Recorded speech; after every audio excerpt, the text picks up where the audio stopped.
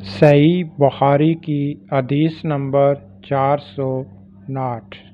جب سورہ بقرہ کی سود سے متعلق آیات نازل ہوئی تو نبی صلی اللہ علیہ وآلہ وسلم مسجد میں تشریف لے گئے اور ان آیات کی لوگوں کے سامنے تلاوت فرمائی۔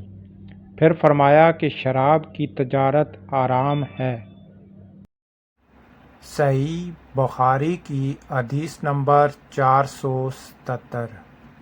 حضرت محمد صلی اللہ علیہ وآلہ وسلم نے فرمایا، جماعت کے ساتھ نماز پڑھنے میں گھر کے اندر یا بازار یعنی کہ دکان وغیرہ میں نماز پڑھنے سے 25 گنا ثواب زیادہ ملتا ہے، کیونکہ جب کوئی شخص تم میں سے وضو کرے اور اس کے آداب کا لحاظ رکھے، پھر مسجد میں صرف نماز کی غرض سے آئے، تو اس کے ہر قدم پر اللہ تعالیٰ ایک درجہ اس کا بلند کرتا ہے اور ایک گناہ اسے معاف کرتا ہے۔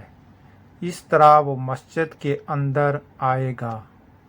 مسجد میں آنے کے بعد جب تک نماز کے انتظار میں رہے گا، اسے نماز ہی کی حالت میں شمار کیا جائے گا، اور جب تک اس جگہ بیٹھا رہے جہاں اس نے نماز پڑھی ہے تو فرشتے اس کے لیے رحمت خداوندی کی دعا کرتے ہیں کہ اے اللہ اس کو بخش دے، اے اللہ اس پر رحم کر، جب تک کہ رایہ خارج کر کے وہ فرشتوں کو تکلیف نہ دے۔